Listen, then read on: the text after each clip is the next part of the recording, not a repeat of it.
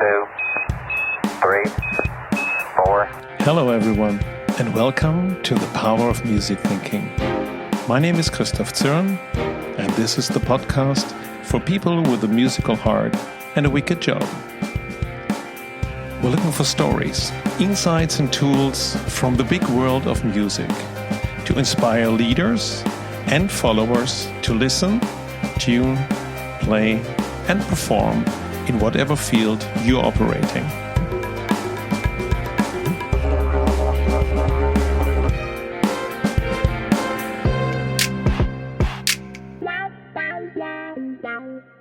Architecture is frozen music, and music is liquid architecture. Now, some say these famous words are from Goethe, the German writer and polymath, while others say they were from Schopenhauer, the philosopher. Anyway, besides this unclarity, there is an undebatable relation between these two. Today, we speak with Ron van Leeuwen, a man who straddles two creative worlds. By day, he's an architect and urban designer, shaping physical spaces. By night, he transforms his creative energy into music, composing pieces that have been recorded by the 55-piece Metropole Orkest. And his newest composition, Architones, is also available on Spotify. We talk about the relations and differences between working in these two fields, the metamorphoses of buildings and music, and the challenges of delivering a feasible building. Ron shares with us his composition insights and how he composed the homage to the Vredespalais, that's the Peace Palace in The Hague, starting in a waltz rhythm. Okay, let's hear more about it.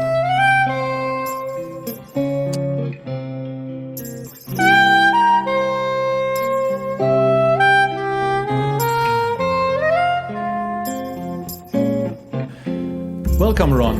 Welcome to the Power of Music Thinking. Thank you. So, let's start with the first question. What's your first sonic experience, album, or performance that had an impact on you? Well, that's hard to answer, I think, because I've been playing the piano since I was 6. So I can't remember music before that, and I had a more or less classical education with Bach and Beethoven and Mozart, and that's the first music I really loved. And then when I was about 11, 12 years old, I was interested in pop music, and I remember the New Seekers. So not the Seekers, they were from the 50s, but the New Seekers, they were from the 70s, 60s and 60s. And I really loved that music when I was at that age. What was their biggest hit? I'd like to teach the world to sing. Yes. I can sing it now. In perfect harmony. Yeah, right. Yeah, I know this too. Okay. I loved it because it's a very nice and attractive melody. And that's what I've always liked my whole life. So not complicated things, but things which are at the same time very attractive and easy to listen to, but also complex. Wow. And what would the complexity be? Later on, I learned to admire more complex music. But in those times, I started not only playing the piano, but also playing the guitar, and mainly chords. And I started with songs with 3 or 4 chords, and later on the chords got more complex. And now in the last album I created, complex chords of let's say 10 different notes exist, and they tend to get more complex, but they are still easy to listen to. Ah, okay. That's what I'm looking for all my life, I believe. So the complexity is more on your side? And on the listening side, it should be, less complex. That's the idea. If I compare it to free jazz, I don't love that music because it's too complex. It's also complex, but it's not easy to listen to. It's more music for musicians, and I hope to make music where other people who don't like jazz also might like to listen to it. but it's still complex. In the power of music thinking, we are looking for analogies between different fields. And in your case, that's really nice. You're combining two fields. But maybe just first, can you tell us what you do, who you are as a person, and what you do for a living? Well, for a living, I'm an architect, and I've got a company in Rotterdam in the Netherlands. We do mainly large housing projects, residential projects. They vary from one house to 1,000 houses. So those are also very many times urban projects. So that's my daily work to design and to make sure we have good designs for residential quarters where people live, cities, parts of cities. That's what we do. And in the evening times, in the weekends, and at night, especially, I've got most ideas for music. So that's I combine music and architecture.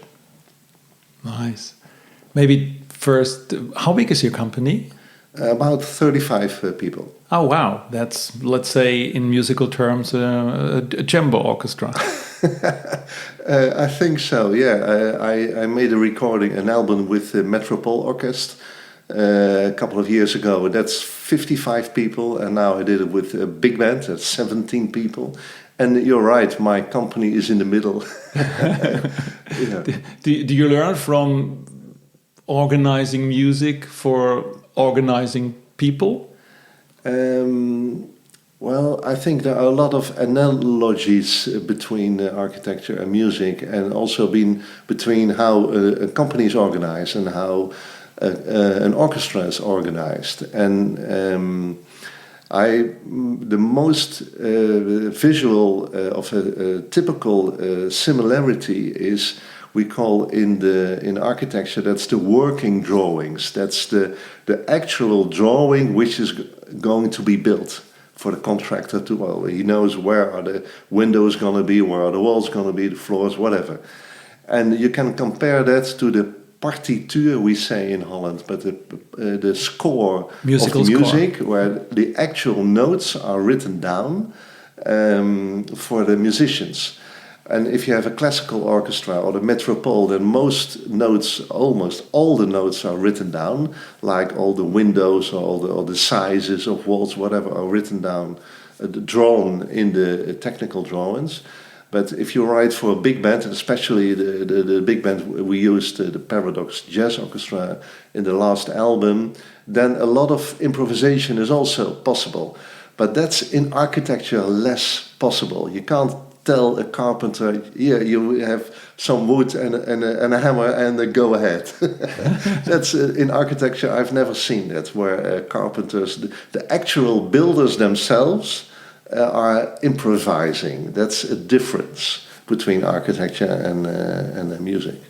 That's interesting. So, because when you write a musical score, it's not only for the people in your company, but also for other people that might not even see you so often. They have to do something that makes sense. Let's put it that way. Yeah, well, that's just a way of communication. Architecture is also a very complex profession, because it's got a lot to do with politics. If we say we want a skyscraper somewhere in the town, then there are always people who say it's too high or too large or too red, it should be yellow or whatever. Everybody starts talking about it. So everybody is involved, and so you need a lot of political thinking to get it right. But it's not only politics; it's also techniques. It has to sound isolation has to be well. The daylight has to be well. Heat insulation, you name it. It has to be good in the building. So that's techniques. And the other thing is financial aspects. It has to be feasible. That's a very important thing in architecture. And in the end, because we work a lot for project developers who develop, let's say, an area in a town for 200 houses, as example, then they want to sell these houses. So the eventual buyers of the houses, they are involved too, but I never meet them.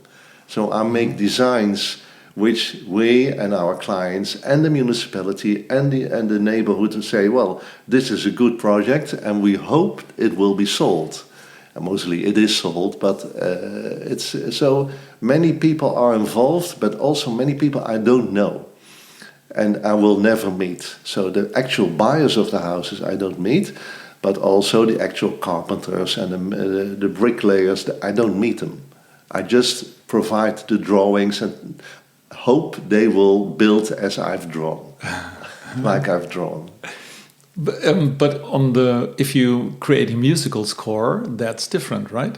Because then you know the players or the makers, and if you attend the concert, you also see how people react on your composition. Yeah, that's a very special experience to see how people react. And so we had our album performed in February, and then there was a big hall, well, let's say about 300 people listening to the music, and they were very enthusiastic, but they all heard it for the first time. And I've heard it, let's say, hundreds of times in the last 5 years where I worked on this album. And I did have contact with the musicians, and we went to a studio in Germany, in Osnabrück, and we had 3 days of recording sessions, and then I'm in discussion with them. Well, you can play it like this, you can play it like that, or they ask me whatever is the intention, and then, but most, let's say, that's only the little details. Most of the music is already written down, except improvisations. Okay. Improvisations, it's completely free for the musicians, and so we had per improvisation we had about 5 different tracks. And later on in the studio, when we were mixing, we said, well, the 3rd track of this clarinet improvising is the best, and we'll take it and we put it on the CD, on the album.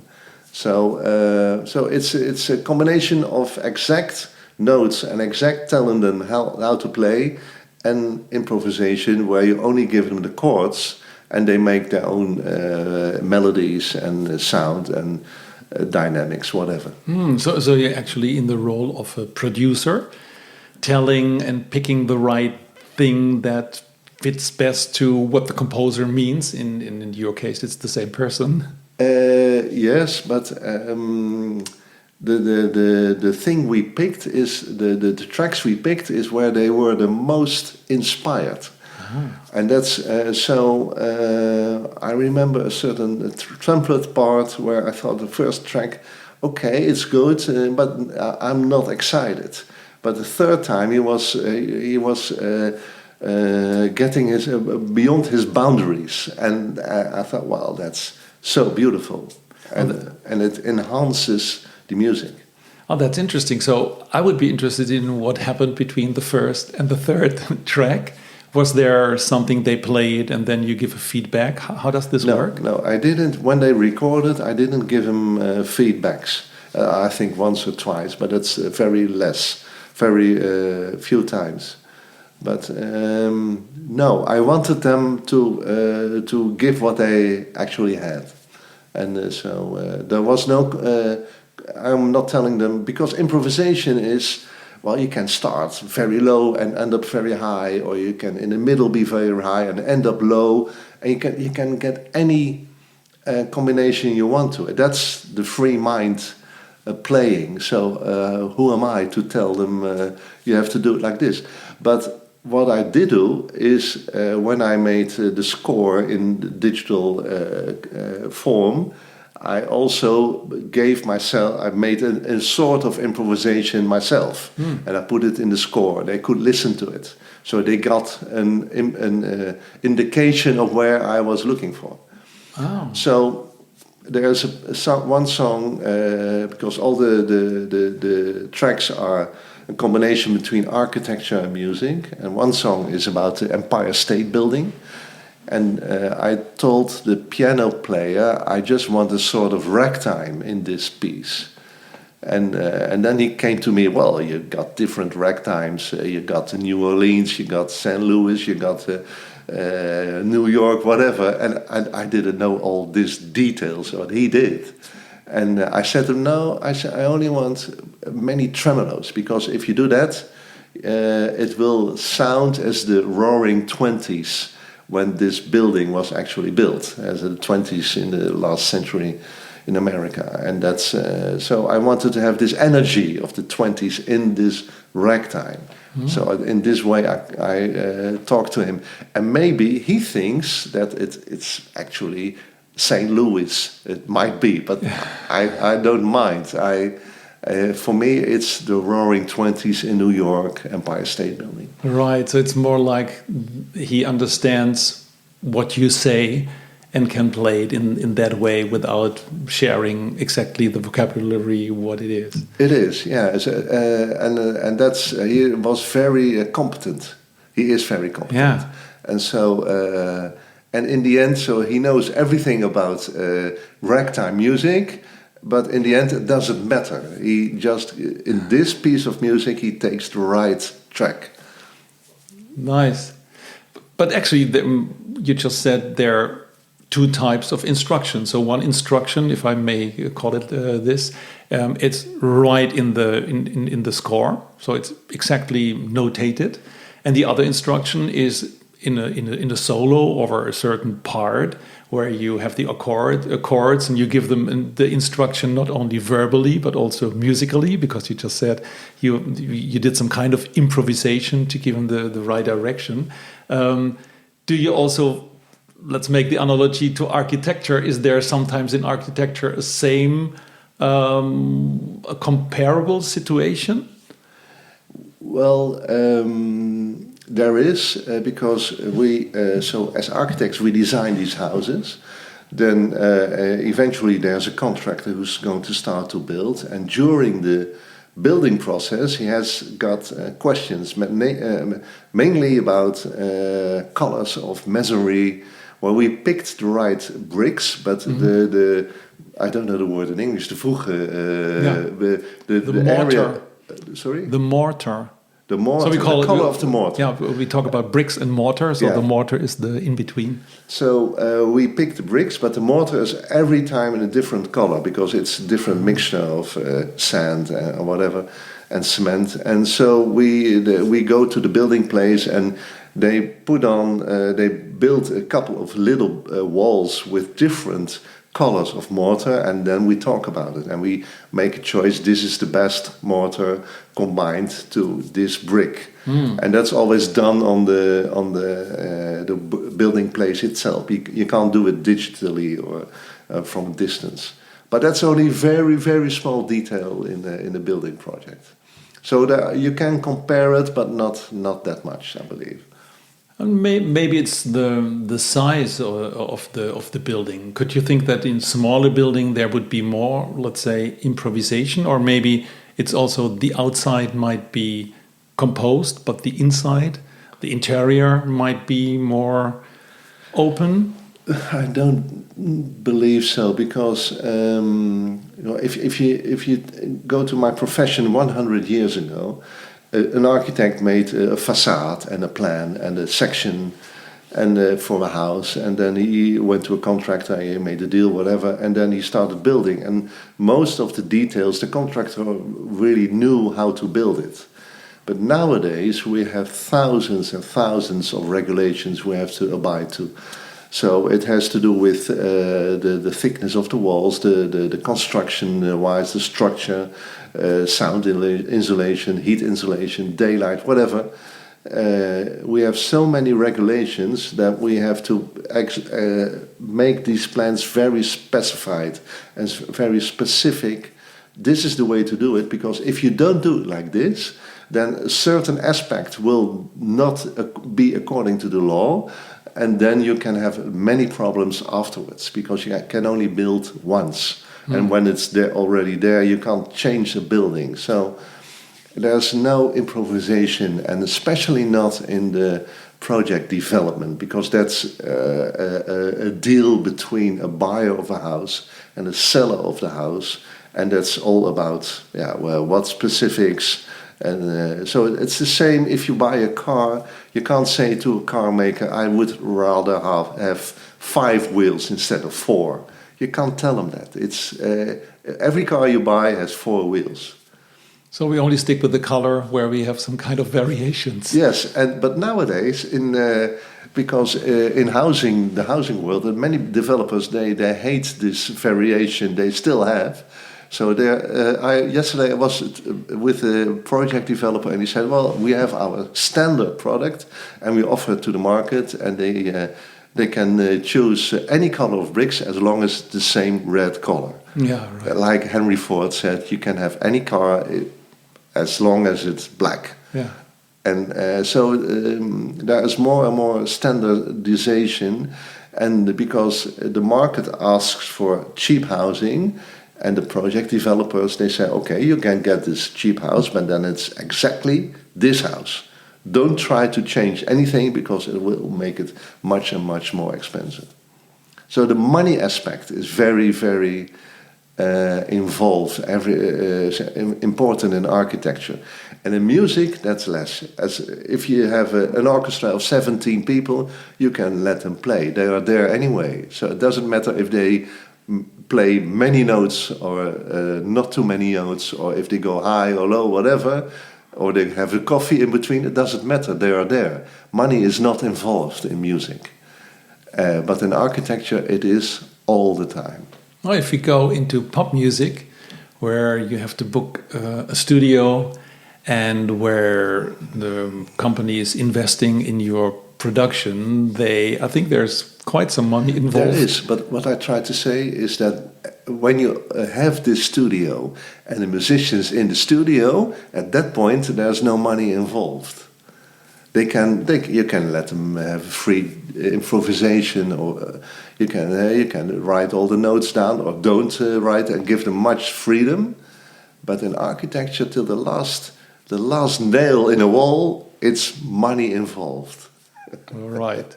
Okay. I would rather have it differently, but it's not.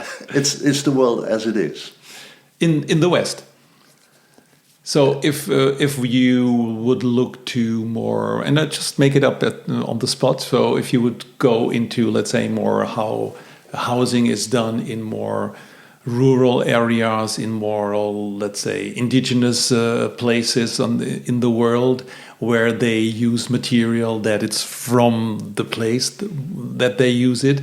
I wonder if it's knowledge and skills, or is it maybe not regulation, or is there improvisation involved? I just wonder. What do you think? I think so. You're right. Because in the West, it's about trade, and that's why money is involved. But I remember somewhere in Greece, they were building a boat at the beach side, and they had wood from older boats, old boats, whatever, and they were doing it with a couple of people together. I don't think they had a plan. But some people together were carpenters making this boat. Mm. So the plan they might have is a little drawing, not more than that. So the same must be possible for housing. You've got materials. Let's say a lot of. Why does the pyramid of Cheops in Gizeh in Egypt looks so rough at the bottom and only smooth at the top? Because all these smooth layers at the bottom are removed and put in other buildings somewhere in the neighborhood. Those people didn't have a plan. They just rubbed it from the building and reused it. If you go to the Mezquita in Cordoba in Spain, a lot of these columns were from Roman columns, much older, other buildings, and they just took them away and put them in the Mezquita, but they were too short, so they had to invent a double arch, which makes this building so beautiful. Mm. So it's necessity of sparse building materials, which were in the first time the reason why it's built like that, and then they got a problem and solved it, and that together made this beautiful architecture. So it's not an architect who started with a plan and thousands of drawings and regulations or whatever. It's just, it evolved. And a lot of buildings, especially old buildings, more or less evolved like that. For instance, Notre Dame in Paris. We all know this building, and it's amazing they are finishing it this year, within 5 years. But the original Notre Dame, when they started it building in 1208, I believe, within 50 years they were tearing down large parts of the walls because it was getting too dark in the interior of the church. And then they had to question what to do. We want more light, but then the building is not strong. So that's why they came up with these arches at the outside to make the walls stronger and more light in the interior. So there was no architect at the beginning. I want a Gothic architecture. It evolved because there was a problem and they had to solve it. That reminds me a little bit to recomposition. So you start a musical piece and then you change it later. You do a remix of parts of it. You reuse different themes. Do you think that's... does this resonate with you, or do you think that's made up? Not with me yet, but I think when I'm in my 80s, I might do that. But at the moment, I've got too many ideas I just want to work on. So I'm very happy. The old ideas are finished, and I won't touch them for the coming years. I'm quite sure about that. And that's about music or architecture? The same in architecture. Okay. The same, yeah. And in architecture, it's I've got one project now in Maassluis, and it's about 40 years old, and they're tearing it down because somebody else bought it and they want to. It was a bank building, and now it's going to be housing. But okay, that's life. So that's my first project I've done, which is torn down. So, but I don't mind. I've got enough other projects, enough other ideas to work on. Nice. Talking about the way of working, so maybe first, because I think we didn't make this explicit. So what you did, you made a record with the Paradox. Paradox Jazz Orchestra. Jazz Orchestra, 17 people. And every song or piece is about a building. Yeah. And you just mentioned the pyramids. Are they on as well? Yeah. Well, only one pyramid, and the biggest one, the large pyramid of Cheops. But I had this. Well, I've always had all these ideas about music, of musical ideas, and so I came up with an idea to make an album with iconic buildings, and every music piece is linked to an iconic building, and one of them is indeed the Pyramid of Cheops. And what's special? So we all now, everybody who's listening now to our conversation has now a picture in their head about the Pyramid of Cheops, or at least the one pyramid. What makes your song so special? What's did you create? Is it a sort of homage to the pyramid, or are, let's say, architectural relations translated to music? So what is the music about? Well, first the pyramid, and we don't know the age of the pyramid. Some people say 4,000 years, but others say 11,000 years. I've read a lot about this building, and it's always inspired me because it's so mystical. So you can't understand what it is about. So when I came up with this idea of a musical interpretation of iconic buildings, I thought, well, this will be one. And then at a certain point, I had an idea about a certain motive. It popped up in my head. I wrote it down.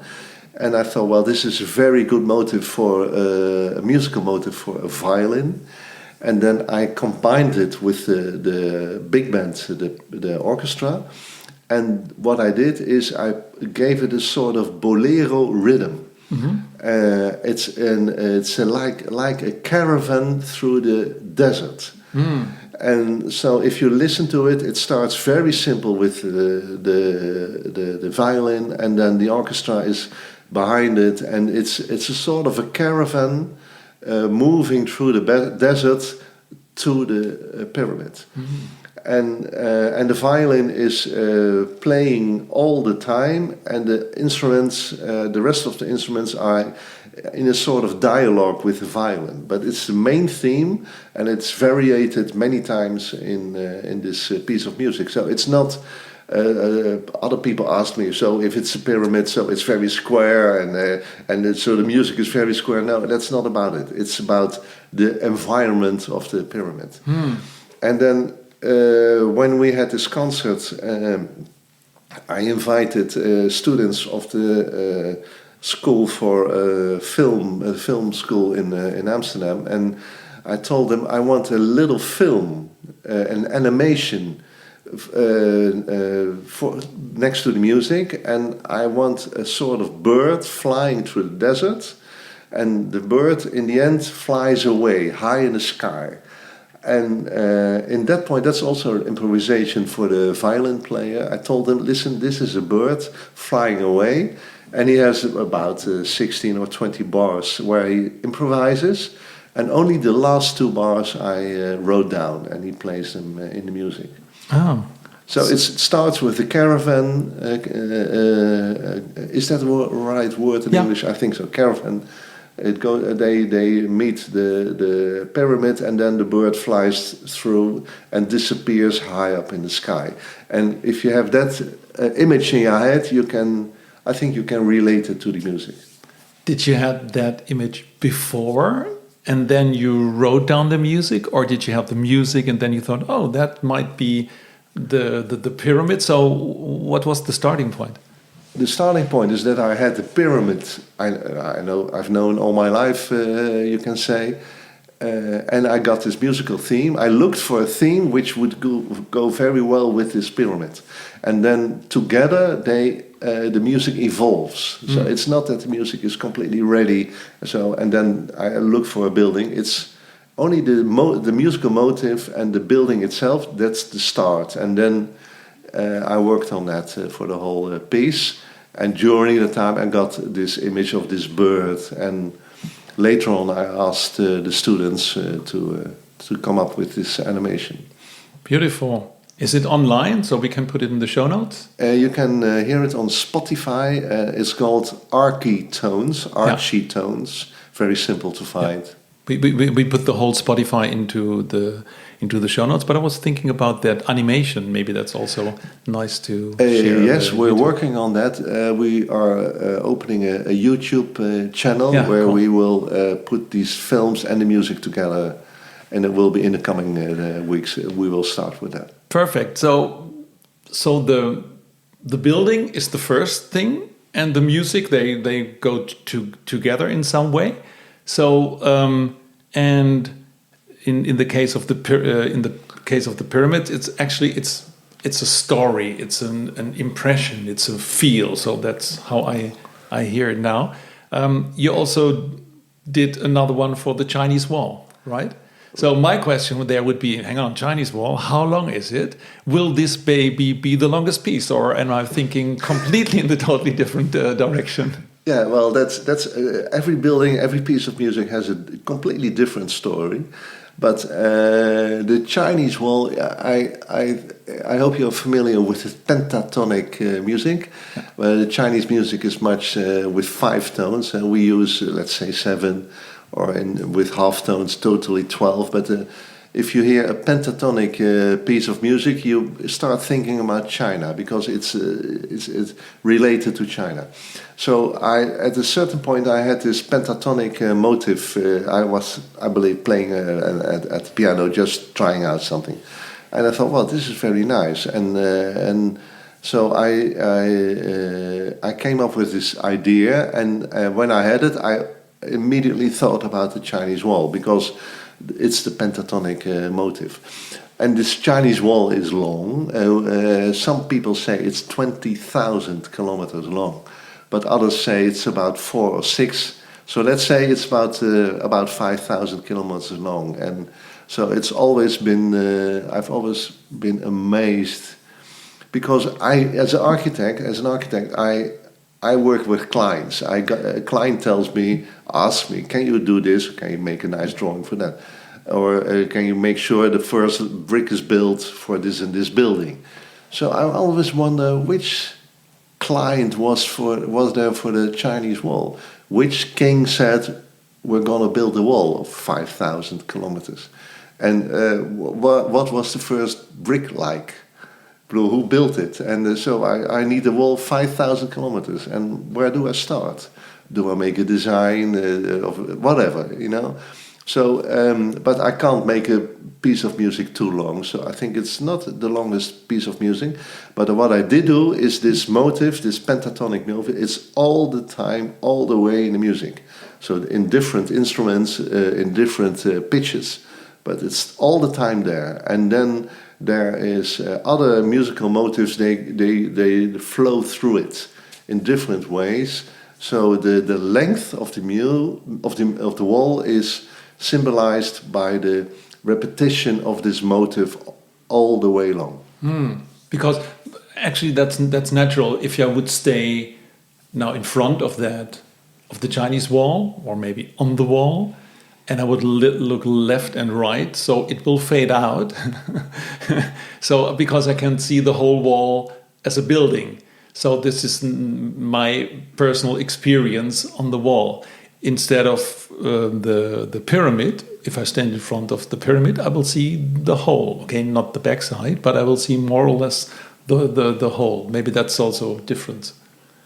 You can't see the beginning and the end of the wall at the same time, but it's not relevant for me. It is just it starts somewhere, like the music starts with its motive, and it ends with the same motive.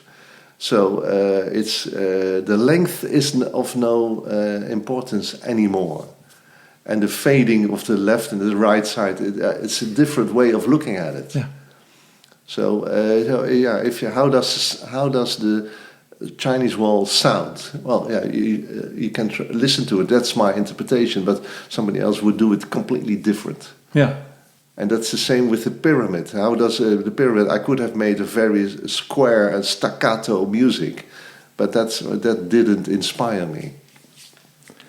You talking about your process, how this works, or you just talked about the 5 tones that are in some kind of repetition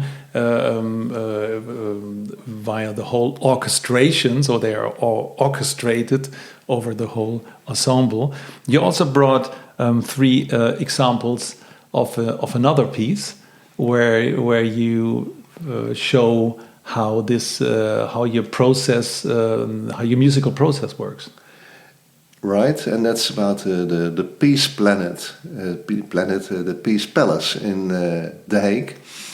And that's another iconic building. Not that I think it's the most beautiful building in the world, but it's so important because it's, I think, one of the few examples where mankind has tried to solve problems not through war. Because it's a palace where so if there's a conflict, come on, we'll talk about it. And there are some judges, and they sentence and they say you're right and you're not, and that should be it. So it's I think admirable, this building, that it's there, that the Institute of the Peace, the Justices, International Court of Justice, that they are there. That's very admirable. So I wanted to honor this building as well, and at a certain point I had this musical idea, I think somewhere in the middle of the night.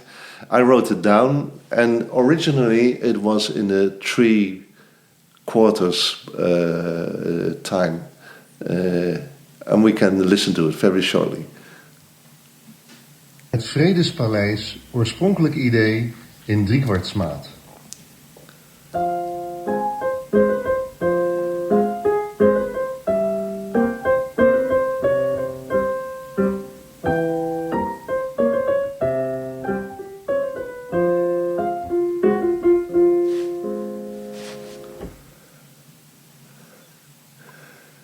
Well, what you hear now is a very smooth waltz. I could make it a jazz waltz, then it's more funky. I could do anything. I could even put it in 6/8 bar if I would want to. I can change it in all kinds of music. I can make a symphony of it if I would want to. But very soon I thought it can be better if I make it a 4/4 bar instead of a 3/4. So maybe you can hear that as well. Het Vredespalais in 4/4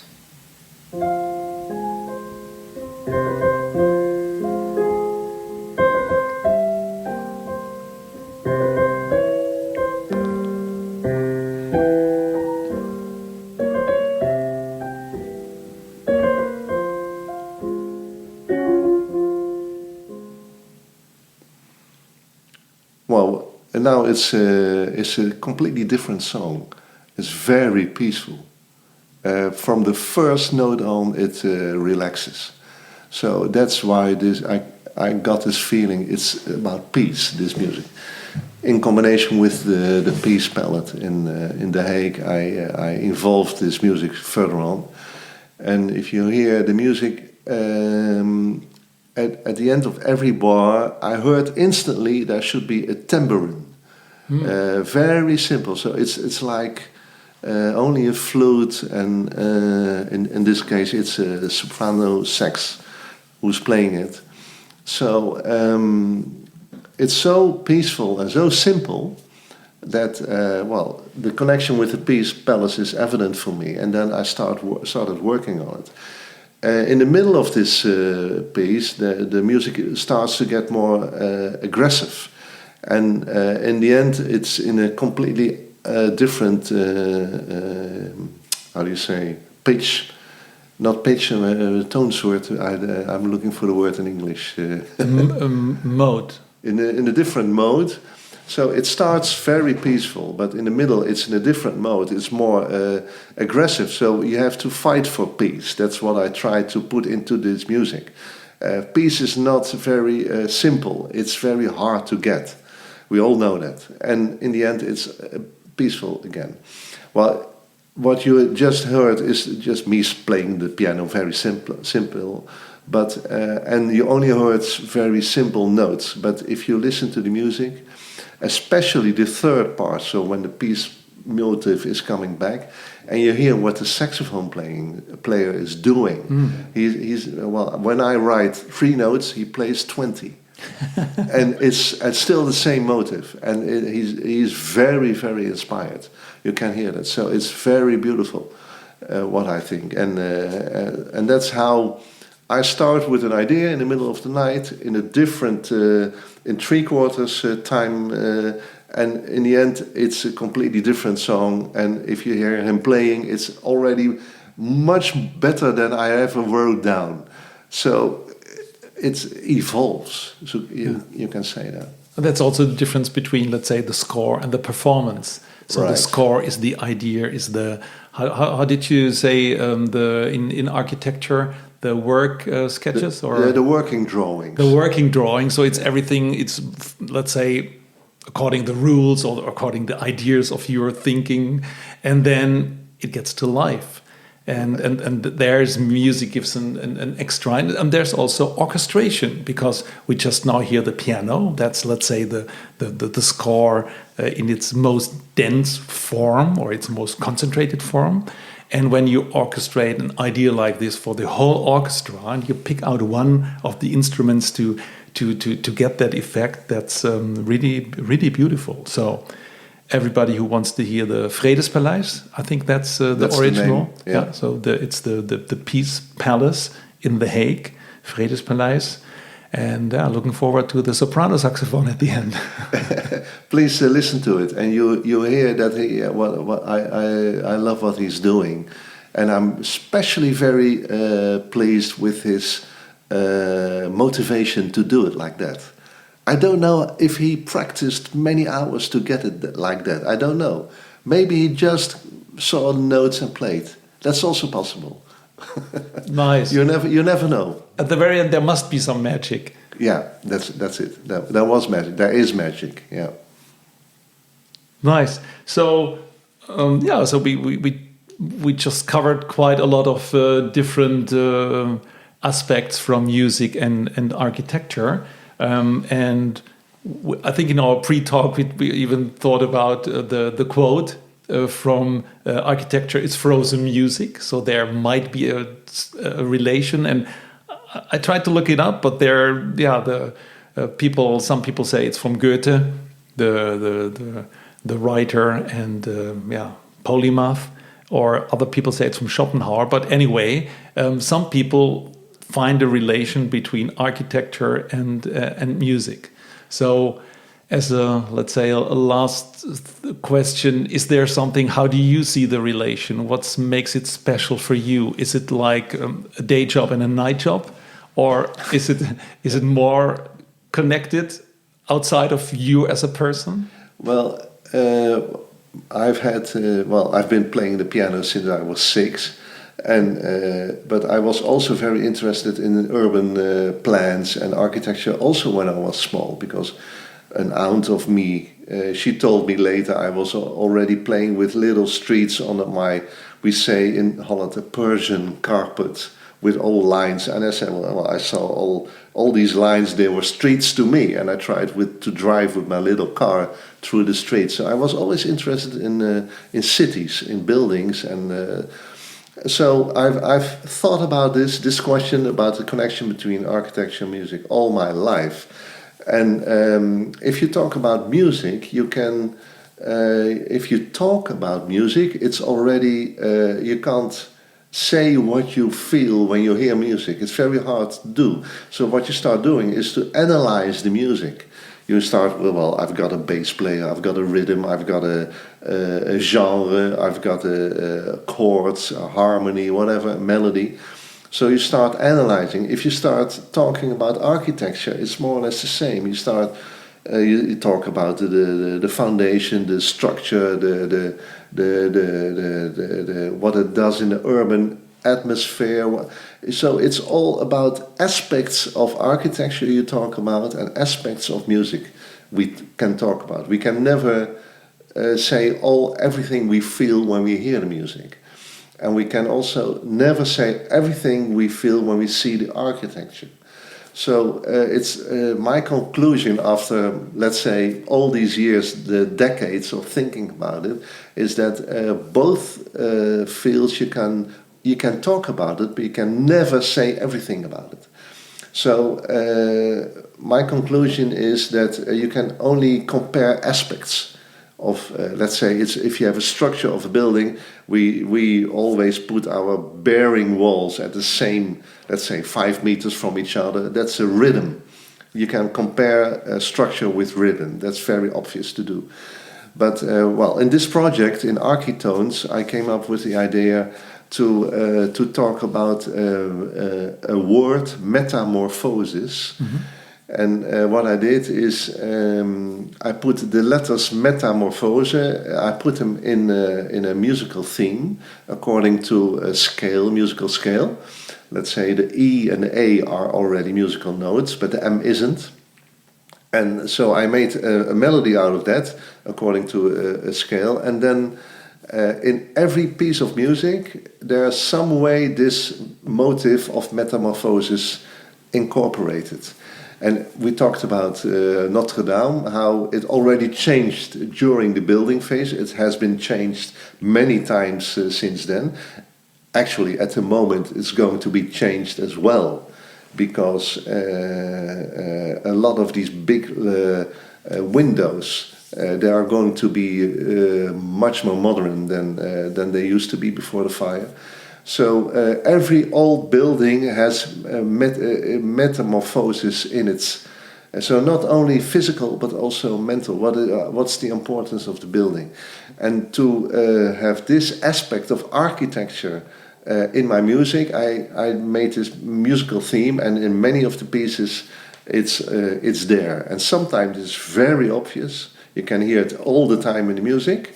And the other times it's only sparsely done, and sometimes it's not that there at all, because one of the buildings is the Gherkin in London. It's quite modern, so it doesn't have a metamorphosis yet, but maybe after 100 or 200 years it's already changed, and then you can talk about it. So that's how I made the connection between what happens with the building, the metamorphosis. I put it in the music.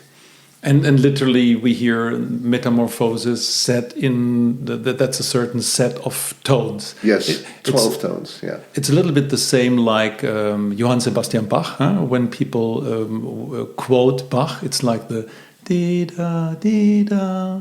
And if you hear that, that's the B-A-C-H, because the H in German is the B. So actually it's a B-flat A-C-B. Right, but you're right. That's so you can compare to that. But the thing, what happened with me is I had this idea of metamorphosis in the middle of the night. So I got up and this is a good idea, and I wrote it down. And then I put a scale according to the letters of the alphabet. So A, B, C, D, etc. And I came up with this motive, and it sounded very beautiful. So it's already in these 13 different pieces. It's there, but then I woke up, let's say the morning after, and I looked at my alphabet, and I forgot 2 letters because I was half asleep and it was in the middle of the night. So I corrected it. And then I made this motive again, but then the motive wasn't beautiful anymore. Yeah, right. So we need these little mistakes or whatever mistakes. I don't know why it happens, but it happened. Or like serendipity, actually. Maybe if you would have thought about 12, maybe you would never come with a beautiful melody like this. So that's also the core of creativity, to try to do, to think, and sometimes to judge. That's the same thing with creativity. You can never actually explain why it happened. You can talk about it, you can analyze it. So a lot of people talk about architecture, long stories written down why the building is as it is. But the original idea, you can't explain that. And I always felt if I see a beautiful building and I read about it, then I always feel the story about the building is made afterwards. Not, I have a good story and then because of the story I have this building. That's about creativity. It's there. You can afterwards you can analyze it, but you can't actually explain it. And we all can be creative in that way. Well, I think that's the one thing which applies to every human being. We can be creative, and it can be I have a coffee or a tea. That's also our creativity, and a lot of people, I think, should be more occupied with creative things instead of looking at other people or being on social media or whatever. We have this opportunity as human beings. It's a gift. And we can use it, but I always wonder why not many people see it like that. Nice. Thank you very much, Ron, for all your insights. And I hope that people are inspired, and maybe even more inspired if they listen on Spotify or where else to your music, and maybe they imagine the buildings that you had in mind when you did them. Thank you. You're welcome. Thank you. Thank you so much for listening. I really appreciate this, because listening is one of the top leadership skills, and I feel honored about this. It is my mission to find, create, and share inspirations for meaningful collaboration based on music analogies. If you want to support this, please subscribe to the podcast, give us a rating, or write a review on iTunes or Spotify. And more inspirations can be found on musicthinking.com. We have a blog, and you can download the Music Thinking Framework. And finally, I would love to hear your feedback. And if you need help with a business challenge, please reach out to me via email podcast@musicthinking.com.